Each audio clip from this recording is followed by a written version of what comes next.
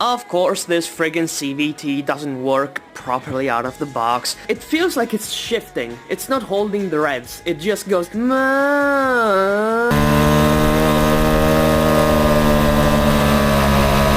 it's bad. I don't have lighter weights, but they already have holes in them, so I can just drill them bigger, I guess. So the stock weights are 757 grams.